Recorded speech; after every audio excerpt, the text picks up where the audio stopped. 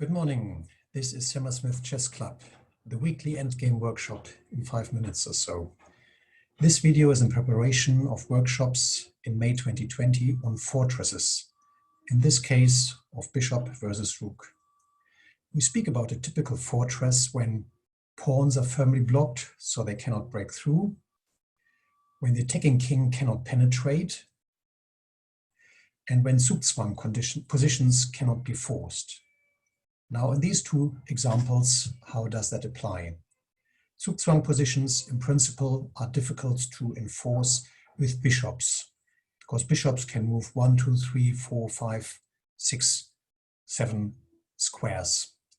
So they have the variability, and Zugzwang is difficult. Then, the attacking king cannot penetrate. So, in this right case, for example, the white squares are blocked by the bishop on this diagonal, and e7 and f8 or e7 is blocked by the king. So it is true.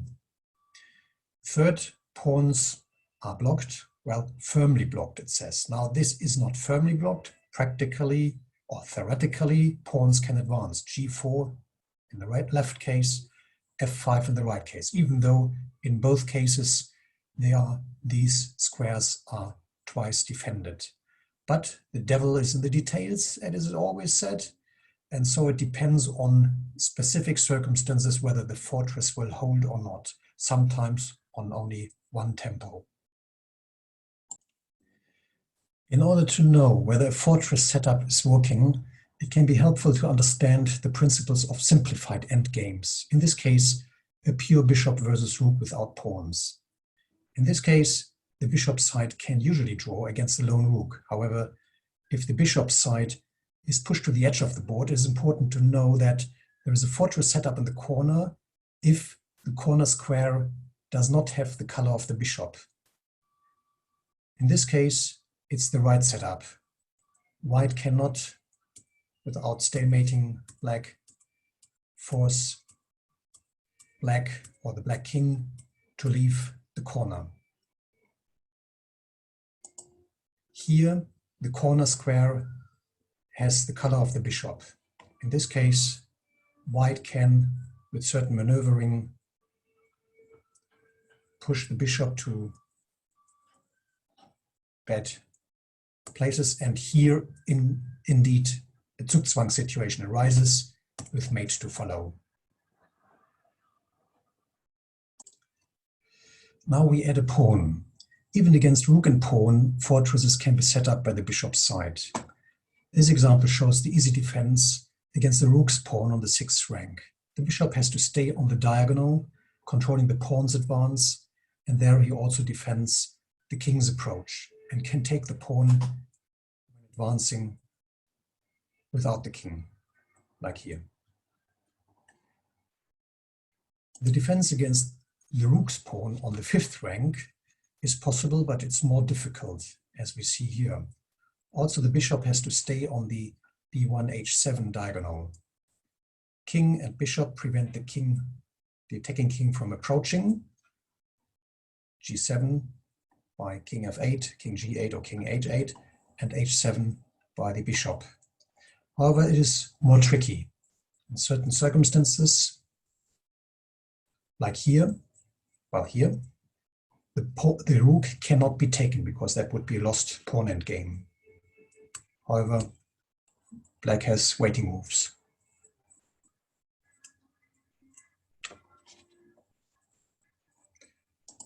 Now, against an f-pawn, the bishop can also defend, but it's even more difficult. And it's only possible if it is near the right corner, the f-pawn, or the c-pawn, the bishop's pawn. The bishop has to control f7 and the approaching square e6. The defending king has to stay on the promotion square, and if the attacking king approaches from the other side, the bishop has to be able to check it once it is on g7, the king.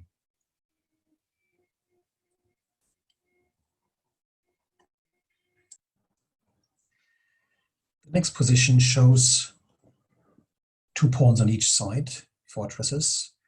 in this case a g6 pawn and the dark squared bishop. This combination prevents the attacking king to approach. The bishop controls f6, and the black king should control the entry squares f7, o8, f8. In the first case, this is happening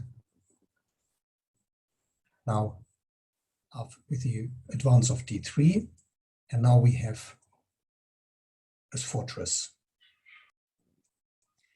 The second example shows a fortress with an h6 pawn, where king and bishop successfully defend their territory. The bishop, the entry point points f4 or e5, and the king entry point f5. So it's important the king goes to f6 in this case. The bishop stays on the h2, b8 diagonal. No entryway white.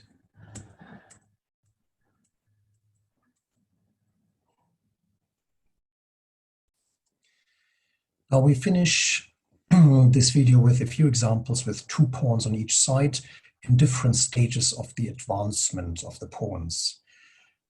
These are not strictly fortresses because indeed white can apply pawn breaks, leaving an h pawn against a g6 pawn, and then can force black out of the corner.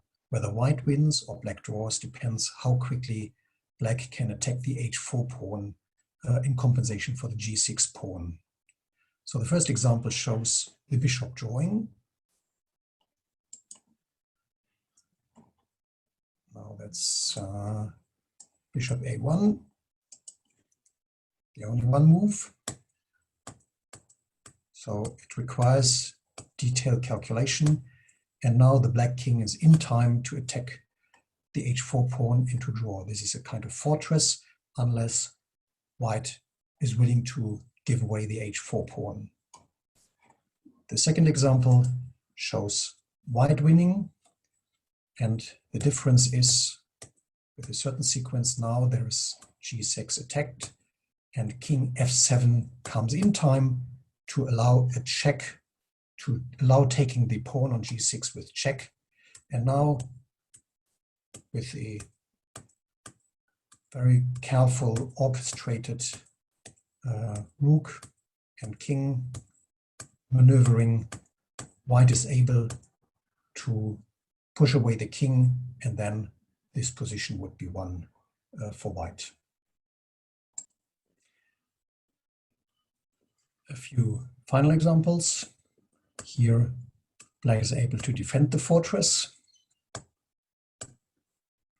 because pawn on h5 prevents a pawn lever, pawn break, and now we have black just in time attacking the h4 pawn. In this case, the pawns are not enough advanced, so white is able to win because it can avoid or prevent black setting up a fortress. There's no fortress at all. The final example, again a very tricky one. If white were to move, white should prevent black setting up a fortress. We know the fortress would be with a pawn structure g6 and h5 because the bishop is controlling the diagonal and the king defends entry points f8 and f7. So g4 with white to move would win for white. Now black to move goes immediately h5, and this is a fortress. And as long as black stays with the king on g7, g8, f8, and the bishop stays on the diagonal, there's no way for white to break through. We can continue this endlessly, and of course at a certain time we arrive at this situation where h4 is attacked and will be lost, and a draw.